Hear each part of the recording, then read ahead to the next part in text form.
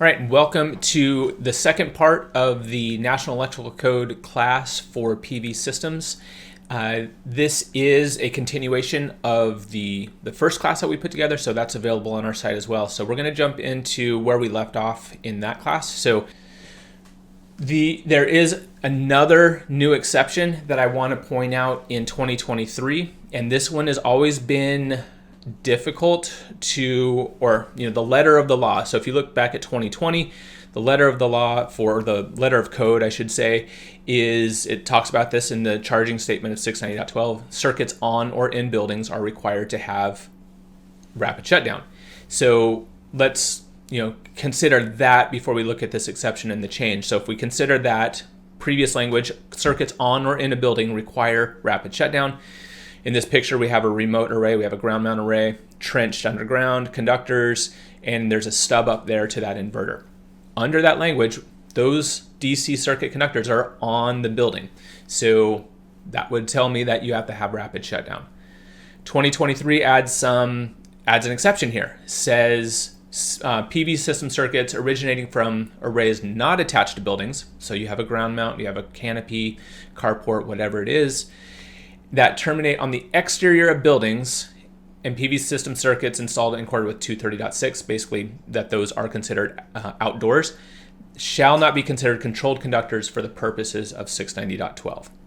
So if you have a ground mounted array and those conductors, that array is not on the building itself, and you have this underground run and you stub up and you keep everything exterior to the building, that's what the key here is, that everything stays exterior, then you are not required to have rapid shutdown for those conductors.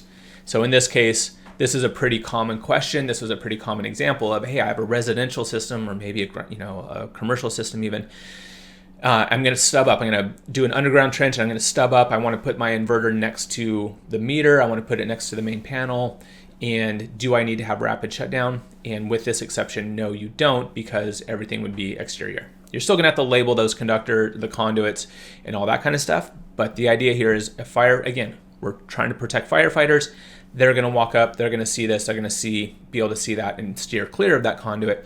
And so that's the reasoning. That's what we're going to have, or why that allowance is there for us.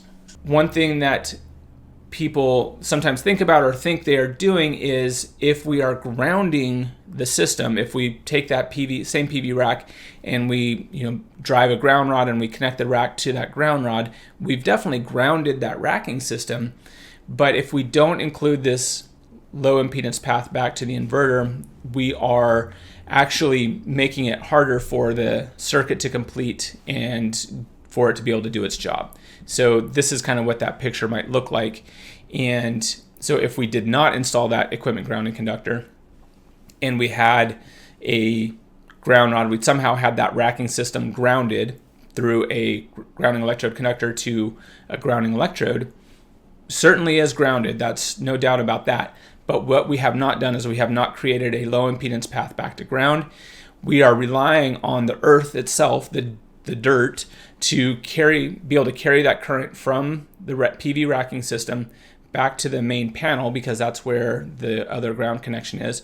So we're trying to complete a circuit through the earth and allow that circuit to come back through all of our wiring back to the inverter.